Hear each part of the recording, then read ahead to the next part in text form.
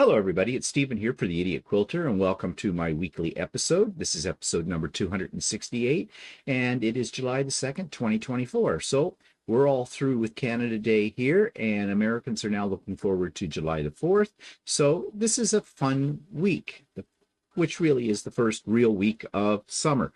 So let's get right into what I've been making. Now, before we get started, however, you might want to grab a cup of coffee. This episode could be rather lengthy because I've got a lot of things to show you, and I've done a lot of video clips that I'm going to put into this today as well. So settle back and get prepared. And here is my first thing I want to show you. This is Stephanie Stitch's pattern that she presented during her and Shannon's retreat there about a week or so ago. And this is called the Pinwheel Picnic Blanket, and I haven't got it quilted yet, but I do have the top finished, and you can see I deviated from her plans for a border. I added some actual leftover chunks of fabric from the pinwheels themselves and made this border for the quilt. Now, I'm going to tell you right off the bat that there is a funny little oopsie that happened here. When don't I have an oopsie or downright mistake? Okay, it really helps if you read the pattern. Okay, I'm infamous for this, not reading the patterns. And if you throw a picture into a pattern for me to look at, I will probably go to the picture first and then read the instructions, if I do read them, after. Not a good practice. So I happened to see Stephanie's version of this on her design wall during one of her YouTube videos, and I noticed that the middle column was staggered, which I really like the effect of that and the look. And I said, oh, that's a really great idea, Stephanie. You staggered the ones in the middle. And she went, yeah, well, that's what the pattern said to do. And I went, no, it didn't. She said, yeah, it did. And I said, no, it didn't. And she said, yeah, it did. And then other people told me, yeah, it did. So I looked at the pattern again, and sure enough, it did. Not that it's a big problem, but I do like them staggered. But at this point, I'm not taking this apart to do that. But yeah, it does prove that you need to read the instructions as well as look at any of the graphics or diagrams that are there as well. But nevertheless, I am still very pleased with the way this turned out. It's not a huge quilt, but it is, well, as Stephanie called it, a picnic quilt. And very easy to create, and you can get this pattern, I believe, in her Etsy store. Yeah, if you want a quick and cheerful little project, then this is the one for you. So that's sitting in the Lucey room along with about 5 other quilts that need to be quilted. And my plan is this week I would like to have them all quilted, but well, that's not going to happen this week. And I am feeling a little bit of stress about this. And I said that to Walter yesterday, and he said to me, well, do you have a deadline? Do you have to have them done by a certain date? And I said, no, I'd like to have them done within my lifetime. But what he doesn't get is when you're a quilter and you have UFOs, they pile up very quickly. And it does give us stress, doesn't it? So I am hoping to get 2 of the quilts quilted this week. I'm not going to worry about the binding on them. If I can get 1 of the quilts quilted today, then tomorrow on Sewing with Stephanie and Stephen, I will bind it as well. But originally my plan was this whole week was going to be nothing but working on Lucey. Well, yesterday we went off to Canada Day celebrations in Coburg, a town about 45 minutes to the east of us. And by the time, we did lunch and all that kind of stuff and got home, did some other things, didn't get to it. And today, well, I'm hoping to get to 1 of the quilts and get it done anyways, and maybe another one this week. If I could get 2 of them done this week, that would be great. But it is what it is, isn't it? I'm trying to hold back on working on more projects until I get these things quilted, but knowing me, who knows? And just as an aside, I have another project coming up. I've been asked to test an in the hoop embroidery file of another Halloween style wall hanging, And of course I said yes, because the pattern's really cute. I can't share it with you right now. I have to wait until, well, it gets done. I don't even have the file yet, but when I get that, and then I'll have to check with the creator of the pattern whether or not I can share it with you when I get it done. But anyway, so yeah, another project on my plate. Yeah. And I've got some Christmas projects starting to pile up that I want to do as well. No rest for the wicked, I guess. So let's go on to the next thing. This is the table runner I made for my sister, and I was very pleased and shocked when she suggested that she would like a table runner for a coffee table in her family room. My sister never asks me to make her anything, and you know that I have offered to make her quilts before, and well, basically, it's just been sort of a hard no. Uh, Her excuse is she doesn't have any place to store them. Well, if you're a quilter, you know what that sounds like, doesn't it? Yeah, you don't store a quilt. You have it out on display, you use it. So, anyways, when she asked me to make a table runner, I said, "Oh yes, of course." And I sent her several designs, and she settled on this one because she already has a cross-stitched cardinal piece that hangs in the family room, and she thought it would go very nice with it. Now, my sister is a cross stitcher. She's constantly cross stitching, like I'm constantly quilting, and she does beautiful, beautiful work. And I have several of her pieces in my home. And when she gives me one of her pieces, I'm always thrilled because they're absolutely gorgeous.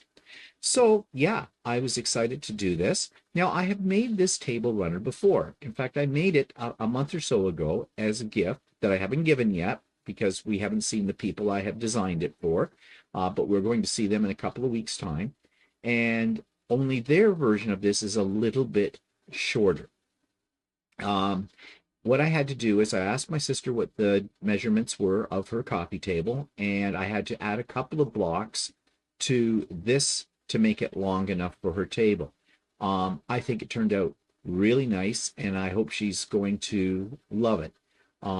And I was really pleased that this was the design she picked. I sent her 3 different designs, all of them in the hoop projects, because I've made her a table runner once before, which when we were over there last weekend for dinner, she had it on her dining room table, and I looked at it and thought, I did a good job on that. I really did. And she loves it. And she says other people, when they come in the house, love it as well. So that makes me happy. Doesn't it? That makes us always happy as quilters when people appreciate our work.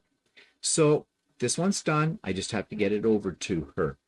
Now, a little later on today, one of the videos I have is about how you assemble this kind of project. This is an in the hoop applique project, and you do it in pieces, and then you have to use your regular sewing machine to put it together. And there are some tricks for that. So I've got a short little video showing you how I put this one together. Now, the next project, if I can get things to go over. Oh, okay, maybe I have to find that. And here it is. This is called a haunting scene.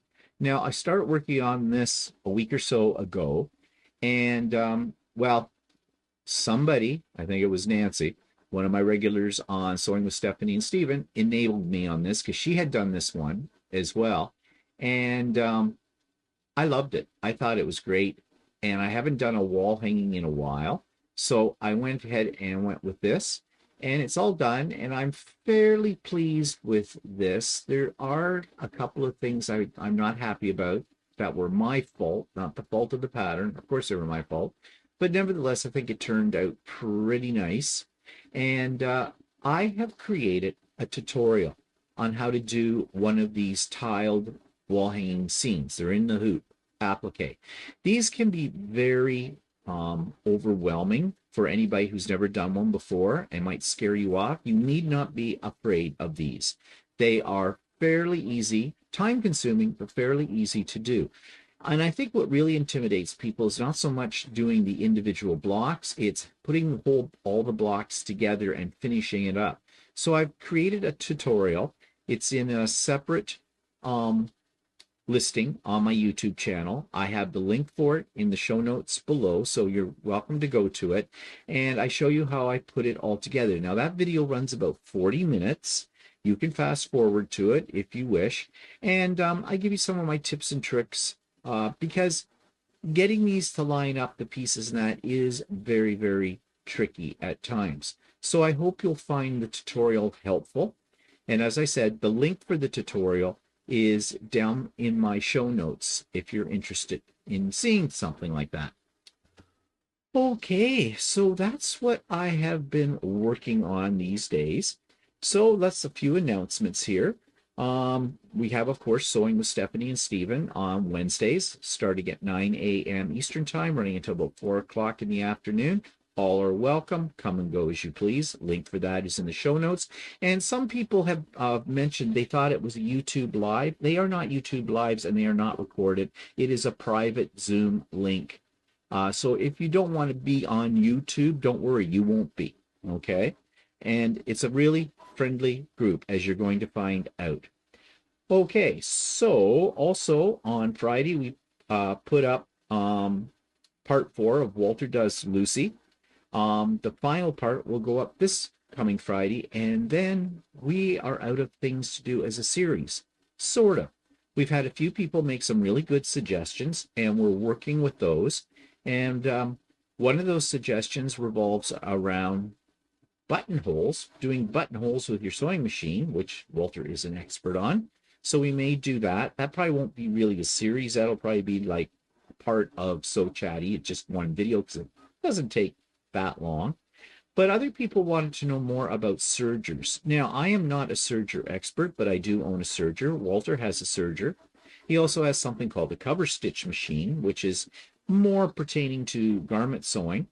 But we may do a series about how we use our sergers, how to use your serger, how to thread your serger, all that kind of thing as well. And so I am starting to think about this and to plan out a series on sergers and cover stitch machines. That's coming soon. When, I don't know, but it's coming soon. But I'm still open to more suggestions.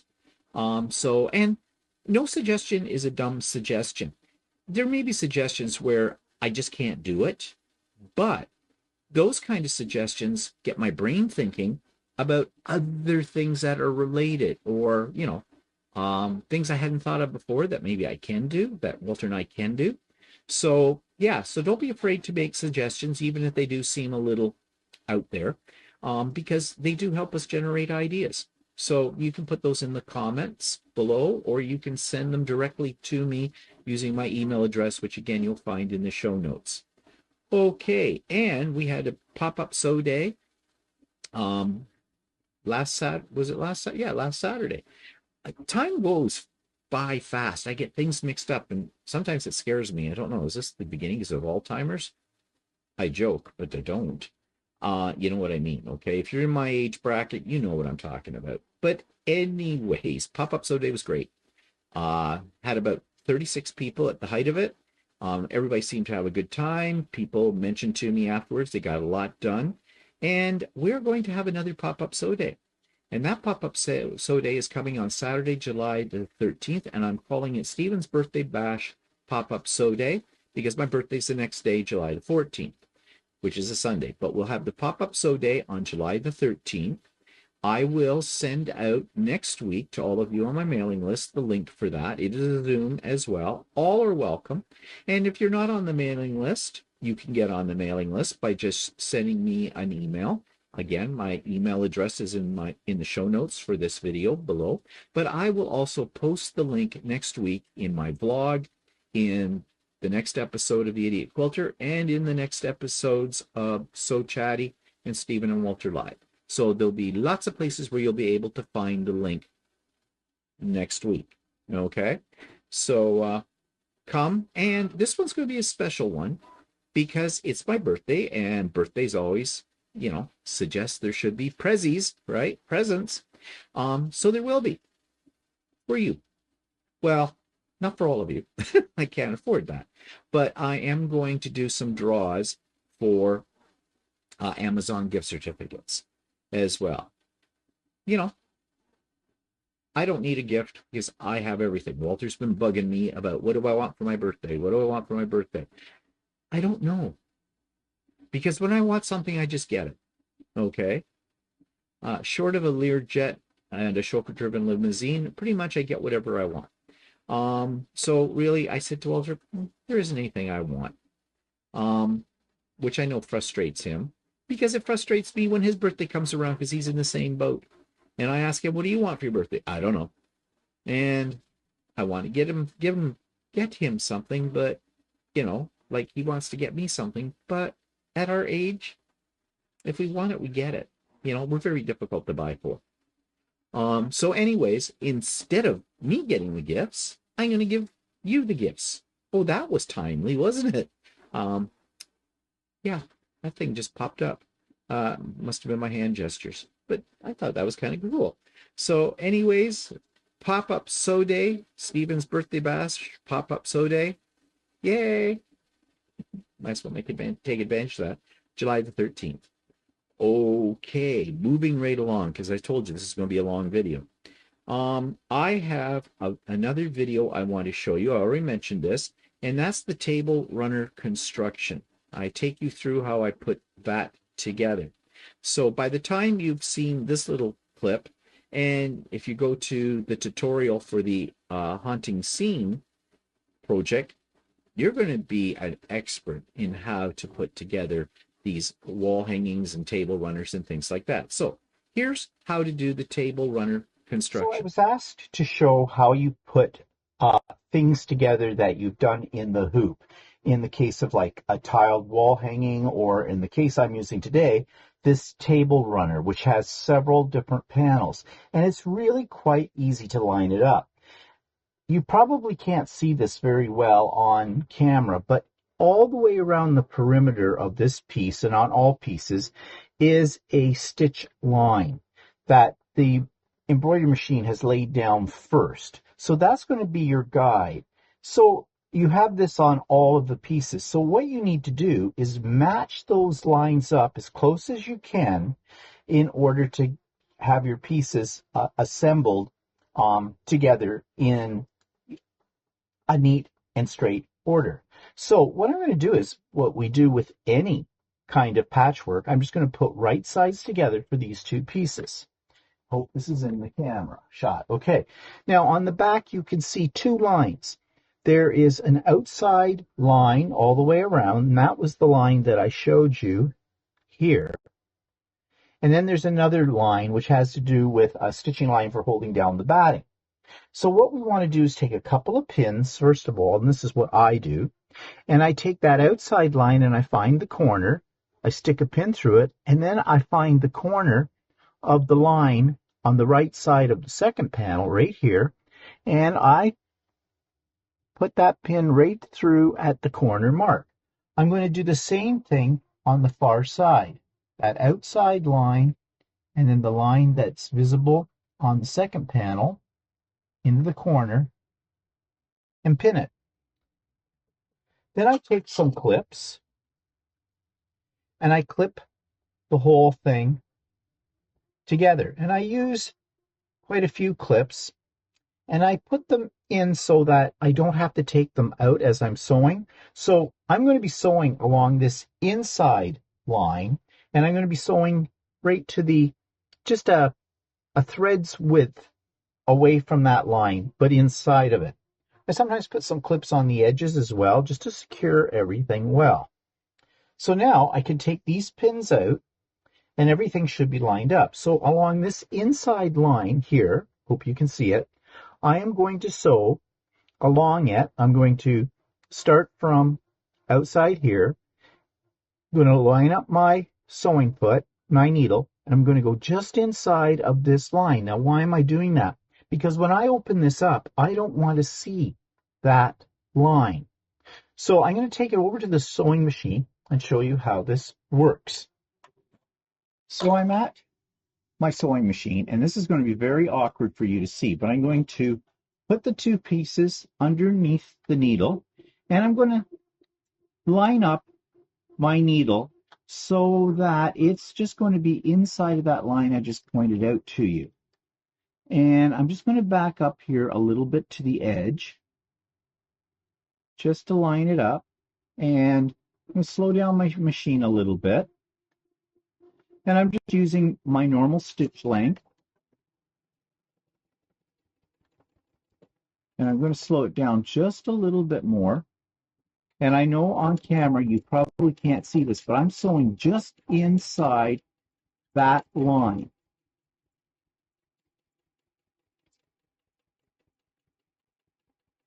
And don't be afraid to slow down your machine when you're doing this. I'm going pretty fast, actually, but I'm kind of used to doing this. But you may find the first time you do this, you want to slow it down because it can be difficult to keep things straight. So you're going to sew right off of the piece. And you can see that I left my clips in for security, but I had them far enough away that I didn't have to worry about them getting in the way of the stitching of the needle. And then I'll take off the clips. And if all has gone well, when I open this up, I should be pretty much aligned. And it does. It looks really good. And as you can see, you can't see that line that I showed you at the beginning of this process. And my outside lines should line up fairly well. Now, they're not going to be perfect, but if they're within about 1/8 of an inch or so, it'll be good enough because, as I said, the edges will get trimmed. And that's all there is to it. So I'm going to do the same thing with the rest of those panels, and I'll show you the end result. So here now I have all my panels sewn together, and I have it sitting right next to the one that is finished. And this one, of course, is longer because I needed to make it longer. So I added a couple of extra panels to it. This particular design lent itself to for that. And now what I have to do is I'm going to have to put my borders on it. And you would do this the same way as you would do a quilt when you're putting your borders. But what I do like to do to make sure I have batting in the borders as well, because there is batting under each one of these panels, I will sandwich this with a piece of batting, which is actually battleizer that I use for this, which is a denser low loft type of batting that's suitable for things like table runners or placemats because it allows them to lay flat. I will use that across the whole thing, even though I already have a layer of batting, the battleizer under each panel. I'm going to put another layer, but it's going to extend from one border to the next. That way I don't have to cut thin strips of batting and place them underneath the borders when I sandwich this together. That's a bit tedious to do. You could do it that way, but I have found doing it this way, laying it out, works much better. And I'll show you what it looks like when I have that all laid out. So now I've added my borders to the sides and the top of my piece, but a couple of things I want to make you aware of. First of all, be very, very careful when you're pressing your seams. Now you can press them open if you wish or over to one side. I would suggest you press them open if you're not going to add an extra layer of batting to the overall table runner because they will lay flatter if it's open. And you could do the same. It's your choice really if you're going to add an extra layer of batting. For this one I chose just to do it to the side because the batting will make up the difference and it'll still lay flat. The other thing too is when you're sewing this, before you sew it, make sure you trim the whole piece once you have all the panels together to 1/4 inch outside of the one seam that is stitched into each panel, and you'll see that. Now, here's something you might want to do. Depending on your background pieces you have in here, you might want to use a really light colored thread at that point in the embroidery. When the embroidery does the outline for holding down the pieces of fabric on the outside of your piece, use a white, because if you don't get these lined up perfectly, and you won't, it won't be as noticeable as a colored thread, because we've got like lots of colors here across. And if you look at mine very carefully, you can see I didn't take my own advice, and I have a black line down here. Now, I could pick that out, if it really bothers me, but it doesn't bother me. I think it just looks like it's part of the table runner, and that's my story, and I'm sticking to it. So I've got the borders on now, and what I'm going to do is I'm going to make my quilt sandwich. I'm going to put down a layer of battleizer first. Then I'm going to put my backing fabric right side up on top of that. And then I'm going to lay my top, this, right side down. No, I'm lying to you. I would do it that way if I was going to turn this inside out, do the pillow slip kind of turn. But in the case of this particular project, I'm actually going to do a conventional binding as I would on a quilt. So I will layer this as I would for a quilt. Backing with the right side facing down, layer of my batting, and then my top, right side up. And then I'm going to stitch all the way around. I'm going to pin it all down, and I'm going to stitch it. Am I going to stitch it? No, I will stitch it, but I'm just going to stitch, in the ditch, kind of a stitch all around each block. Now, this is all optional. It depends on what you want to do. It depends on your design, the whole bit. There are spots here that I could do a little bit of free motion quilting in if I wanted to, but I'm not going to on this particular piece. But you can. So at this point, everything that you want to do to it is really up to you. You can treat it exactly like you would treat a quilt. So I finished the table runner, and I have it all wrapped up here for my sister, but I'm going to unroll it for you to show you some other things that I did, some tips, really, when you're making something like this that I forgot to mention before. So here you can see it's all laid out. Maybe I'll make a little room here on the edge. So there you have it. And I think it turned out quite nice. This is my backing, which is what I used in some of the pieces, although much smaller pieces of those in the birds as well. Now, one of the things that I did do with this one that I didn't do with the one that you saw before that I had made was I did make this longer by adding two of these panels. So this panel and this panel, I made two of those instead of just one, as it calls for, and it makes the whole thing about 45 inches long with the borders on it, which will be nice. Her table's 48, so this will fit nicely with a little bit around at each end. Now, when I did this the conventional way that you would with a quilt for binding, oftentimes when I do a table runner, I will the old turn it inside out kind of a thing, self-binding, whatever you want to call that. But I don't like that kind of finish as much as I like the more traditional binding. What I do, and I do this when I do my quilts as well, is I use invisible thread when I sew on my binding. Yes, I do not do hand sewing because I hate hand sewing. I'm so lousy at it. And so I always bind with my sewing machine, but so it doesn't show up, my stitching, I use superior invisible thread. And it isn't difficult. Some people stay away from the invisible threads because they can be difficult to work with because they're a little bit wiry, and the superior is as well.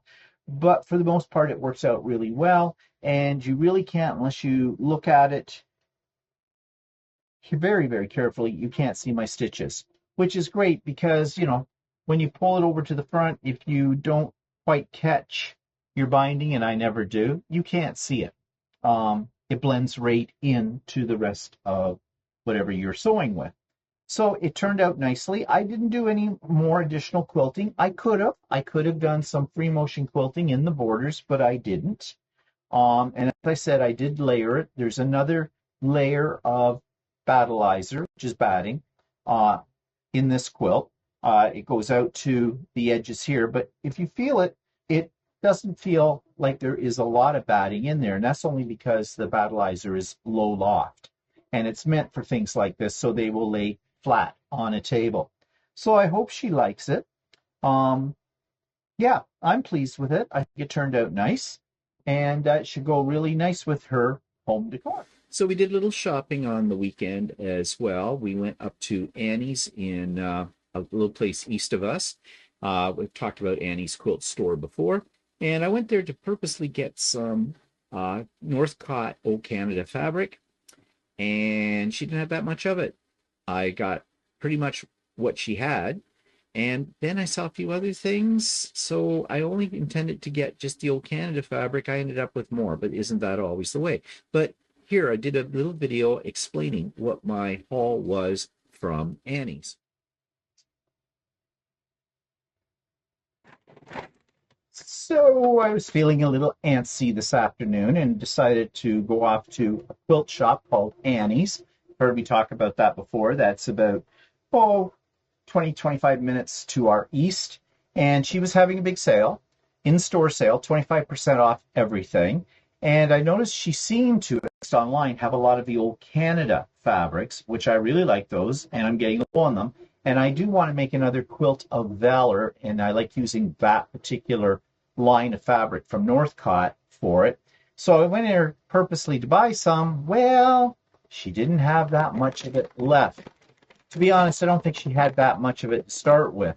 But anyways, I did get a very tiny little bit of it, and I'll show you what I got. Pull things out of the bag here. I got this, which is the old Canada fabric with the maple leaves. I like it. It's nice, and I think I've had this before. And also in the bag, I got this one as well. This is the poppies, and I do believe I've had some of this before as well. It's actually poppies and maple leaves, and it is sort of an ombre, as you can see. So that's very pretty as well. And that'll go really nice with whatever I decide to make. And I bought a panel as well, and I'll probably incorporate this, but I really like this panel. I saw it online in several other places as well, but it is of our Parliament buildings in Ottawa. And those two fabrics that I picked up, hope I can get it all in the shot. I think you can see that. Will go really well with this too. So I might do a fairly simple design. And I have other O Canada fabrics as well from Northcott. So I'm sure I have enough that I can make at least one more quilt. And that's for down the road. I don't know when I'll get to it, but I want to have it done before November 9th, because as you know, I've been invited down to the Air Force Base in Trenton, Ontario on November the 9th to take part in a presentation of one of my quilts I donated to a vet.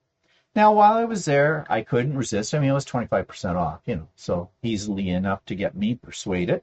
I bought some Christmas fabric, and I have lots of Christmas fabric, but can you ever have too much Christmas fabric?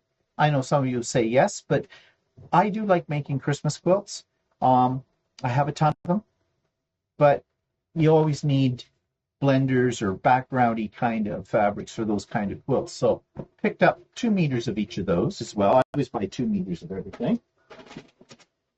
Now, what else do I have in the bag? Well, I've had this line of fabric before. It is, because someone's going to ask, and do I have a sellage that I can tell you what it's called?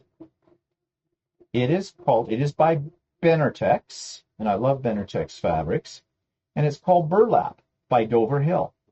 And I have had this before, and I have used it in some projects before, so I stocked up on a little bit more. So of course I had to have my blues, and there's a teal, and I really like this shade of purpley fuchsia, kind of. I don't know if you'd call it fuchsia or purple. And then, of course, I had to get a little of the gold yellow as well. So, yeah, and at 25% off, now Annie's prices on the higher end. They're about $23 a meter for her fabrics. I think with 25% off, it came to about $17.25 a meter, which is better. Um, but yeah, so all told, I think I bought 18 1/4 meters, because one of these I think I bought what was left on the roll, and I think there was a 1/4 meter left over 2 meters, so that's a 1/4 meter. And with tax and the panel, it came to about $346. Yeah, Canadian, remember, they're talking about, which is, as you've always heard me say, which is about $10 American. Yeah. So anyways, very pretty fabrics. Now I have to find a place to put it all. But that's my shopping haul from Annie's.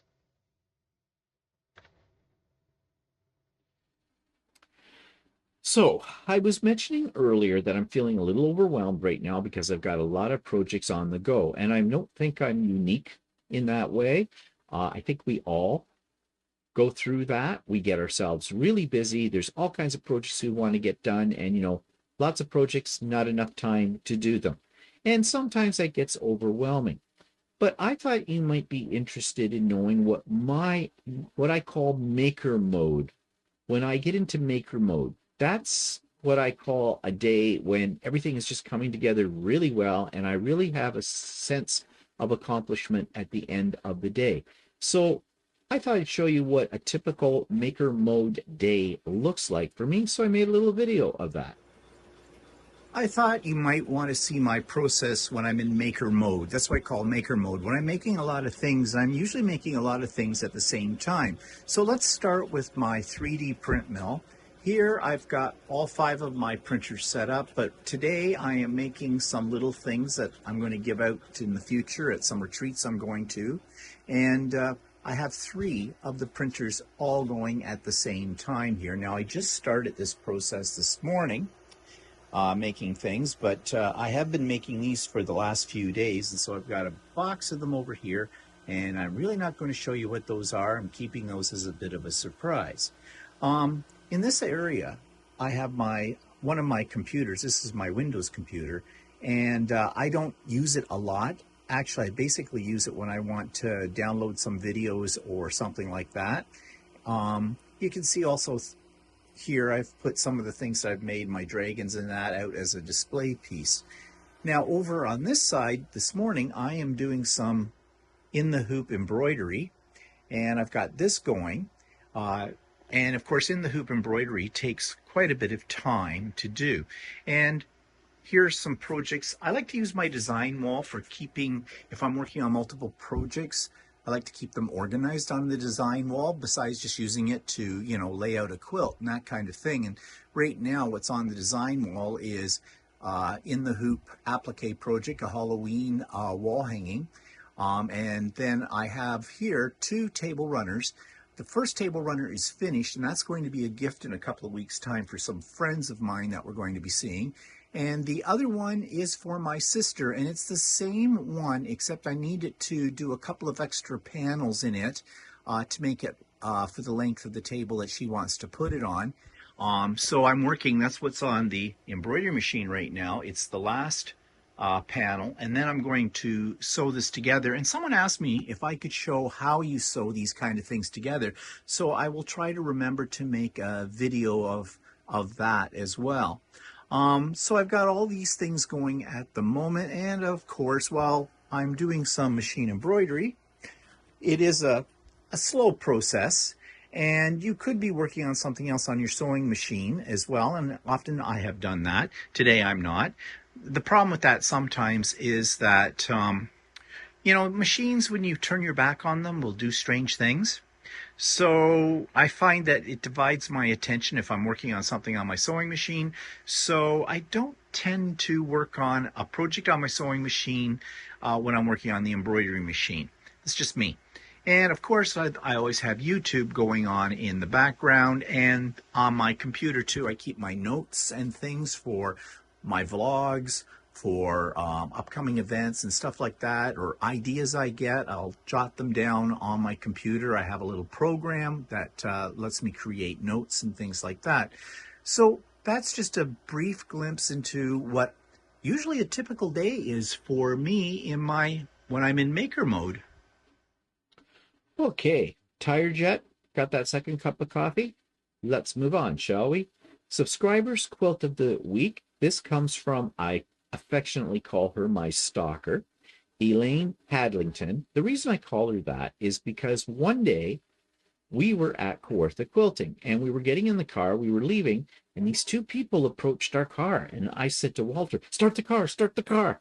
No, not quite that way, but we thought, oh, well, maybe they wanted a parking spot or something. So Walter kind of tentatively rolled down the window and went, hello? And out of, well, who I now know is Elaine, mouth is Stephen and Walter. And I went, yeah. That always shocks us when somebody recognizes us someplace. Doesn't happen a lot, but when it does, it's kind of like, ooh, who are these people? So anyways, long story short, we got talking to Elaine and her husband. Elaine is a quilter. Her husband does long arming for her. What a team, right? And they live in just a little ways away from us. They live in a couple of towns over, which is, 25 minutes away from us, kind of a thing. So it was nice to meet some locals that watch our show. She mentioned that she was a little apprehensive about joining in on one of my sew days and that, and I told her, you have nothing to worry about. Everybody is very supportive. It'll be a lot of fun. So she did, and now she's a regular on Sewing with Stephanie and Stephen and to my pop-up sew days. And I consider her a friend as well. So Elaine sent me this submission to show you. It is gorgeous, and it's very apropos for Canada Day. Seeing how we just had Canada Day Monday, July the 1st, I am so happy that Elaine Hadlington sent me a copy of her latest quilt, and she used a panel from Northcott for this, and I had seen this before, but I don't think I saw it when it was quilted, and it looks really, really great. I think the fabric is called Tartans of Canada or something like that. But this is really nice. A simple quilt, but the fabrics really set it off, and it's sort of a legend here in the sense that if you look at the provinces on the map of Canada, each one is done in the plaid that represents that province and is out in the border as well of the quilt. So you can take a look at the border pieces and pick which area of Canada that tartan applies to. So thank you, Elaine. I'm tripping over my tongue, but thank you, Elaine, for this. It's great, it was timely, and I love it. And I need some more submissions from you. Don't be shy. I don't bite. I would love to see your creations. Just send me one picture of one of your creations, and it doesn't have to be a quilt. It could be a bag, it could be a garment, it could be anything that you have created and you'd like to show off. And don't be humble. I mean, if you hide your gift, no one's going to know you got one.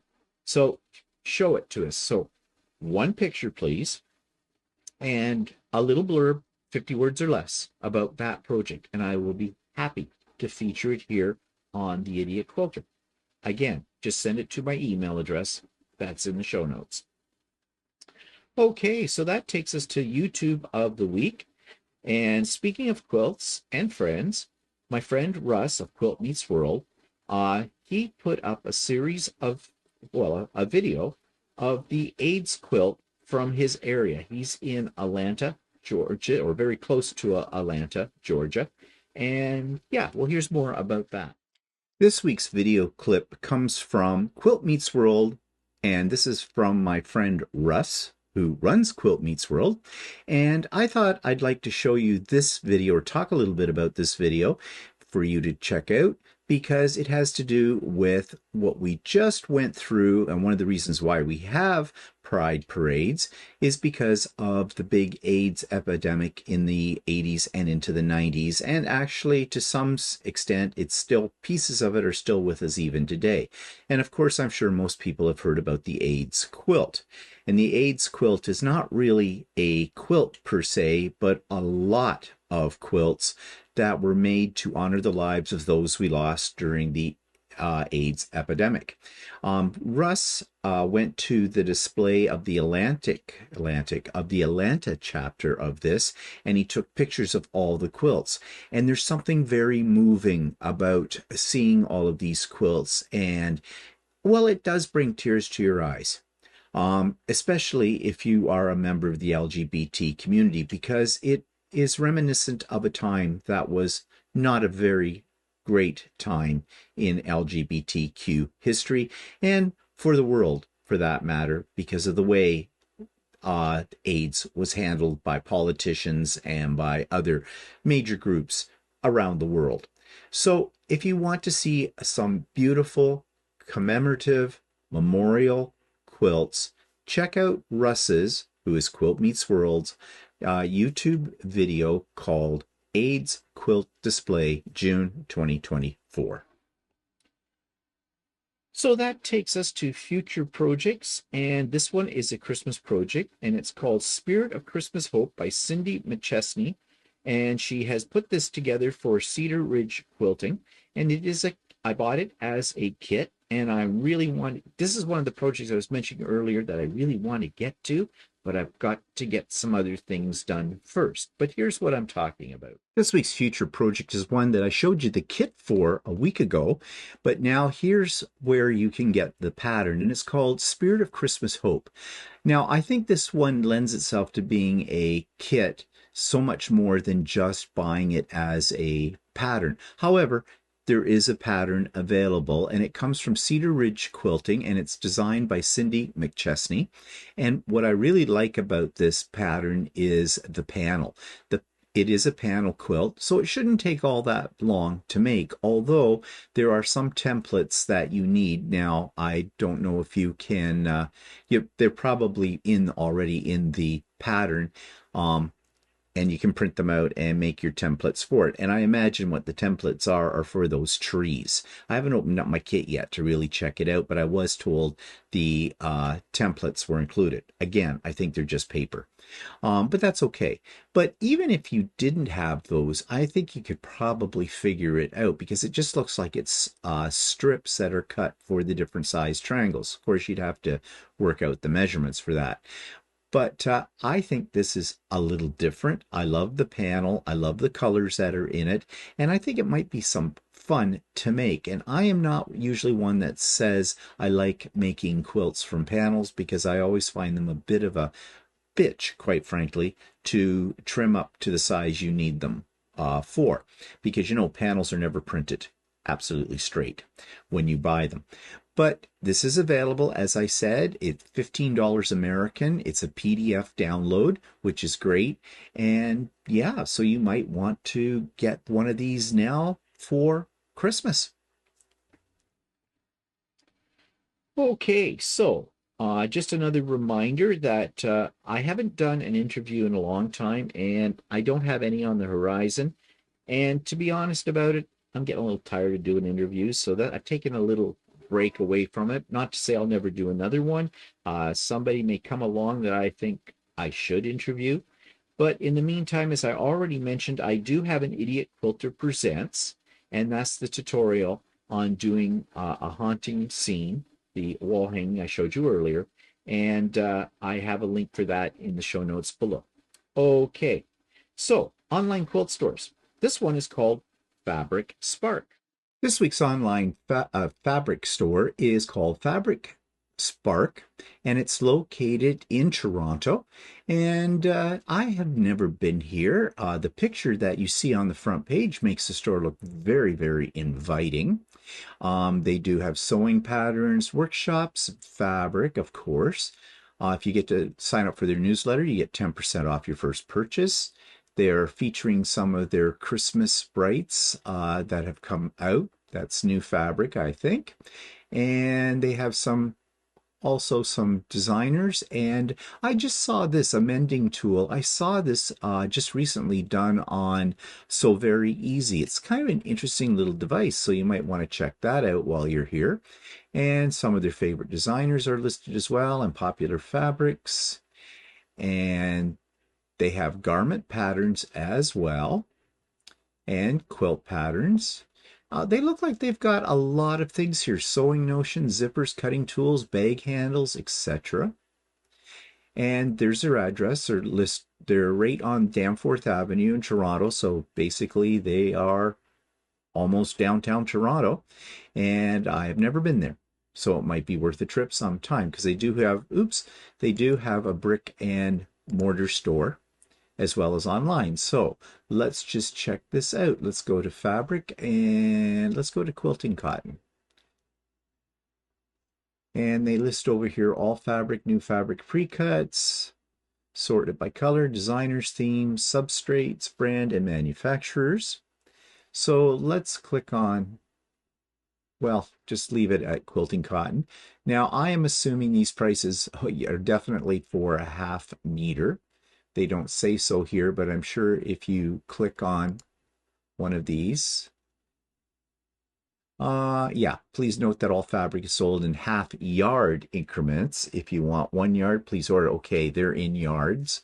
They are not in meters. That's a strike against them. You know how I feel about that when it comes to a Canadian store. Also, it's cheating us out of 3 inches because a meter is 39, a yard is 36 inches.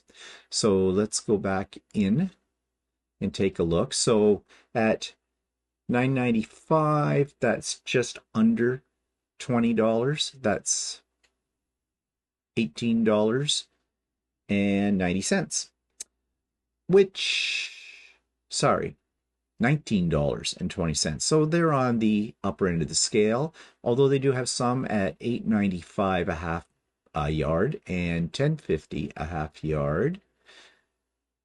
$8.50, $13.95, well, that's a panel.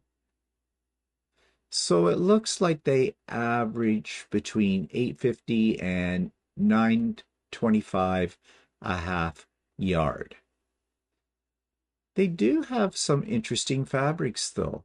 Libs Elliott, that's one I've heard of before. A lot of people are into that designer. So they seem to have lots of that. Yeah, they do have not a bad selection, Anne-Marie Horner. So they have a lot of the of designer type fabric, it seems.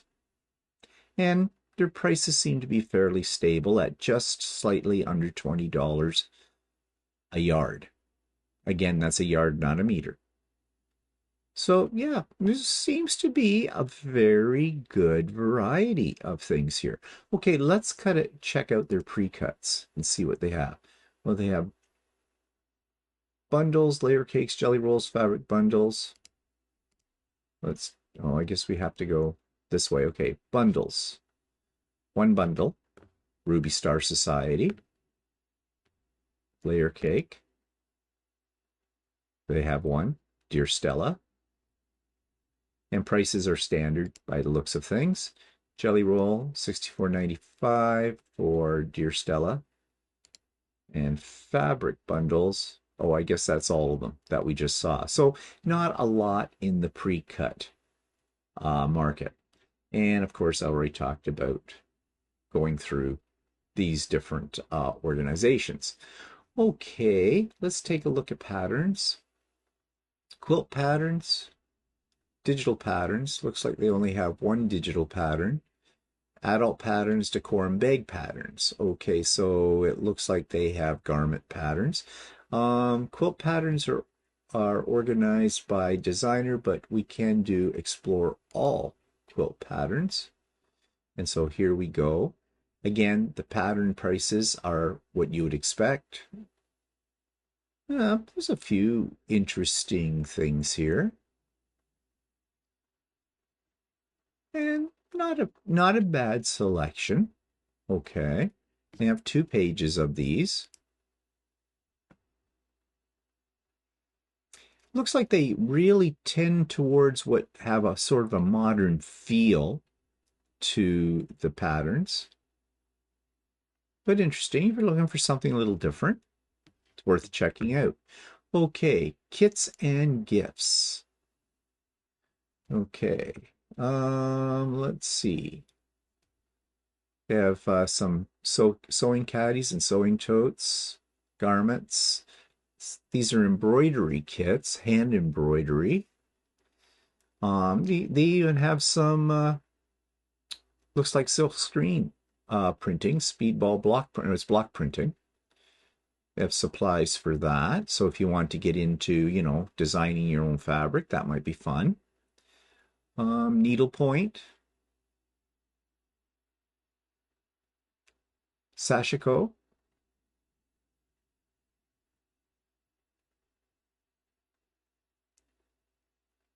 Okay, well, so we've got some journals. Build a gift box. That's interesting. Darning. So they have some interesting things here if you want to branch out a little from traditional quilting or you want to buy a gift for somebody. So let's see. Oh, quilt kits. I don't like it when it bounces around like that, but that may be my computer, not theirs. Yeah, not a lot to choose from here, but a few. They may grab some people's attention. Notions. Let's see. Do they sell thread? Yes, all thread. And it looks like they have Aurifil, but on small, the small spools at $7.25 a piece. Oh no, they have the big ones as well, $18.95, sorry, which is the going price right now, so that's not out of the way. What other brands did they list here? Let's see. Pearl Cotton, Sashiko, Spaghetti, Thread Match, Wonderfill. Okay, so yeah, they've got a fair selection of that. Workshops, all workshops. Let's see what they offer. Garment sewing, handwork, precision half square triangles. So if you're into handwork, Kawartha Workshop, which is a style. Quilt block basics, sewing school. I guess showing you the basics. Oh, a line tote, woven tee. Okay, mending. And stitch your message. Okay, looks like a hand embroidery kind of class. So none of these classes appeal to me, but they might to other people. Let's see, what do they show under sale? $5 half yards. Let's check that out. And they have one. Okay, not a great selection there. PDF printing. I imagine this is for people that have a PDF garment pattern. Yeah, that's what it's saying there. And they have pricing for it. So they will print your pattern out for you. They also have some stabilizers. Okay, so this one has a little bit of everything. Didn't notice that they had any batting. They definitely have more than just quilting cotton. So, you know, they're covering the whole field here. If you're a garment sewer or a quilter, there's something here for you. I don't see batting listed anywhere. So I guess they don't sell batting. So anyways, that is Fabric Spark. It's in Toronto, as I said, and if I happen to be down in Toronto sometime, I might go into their shop because their shop looks, at least from this picture, very nice. So that's Fabric Spark. You might want to check it out. Okay, so I think that's about it for me today. Sorry, long one, I know. I hope you didn't get too bored through it. Of course, you can always fast forward to parts you want anyways. Nevertheless, that's it for me this week. So Chatty comes out this Friday. That'll be the last part of Walter Does Lucey. And of course, Stephen and Walter live on Sunday afternoon at 4 p.m., which is a free-for-all of who knows what we'll talk about. So I hope you have a great week. Happy Independence Day to my American subscribers. And yeah, enjoy. We'll see you soon. Bye for now.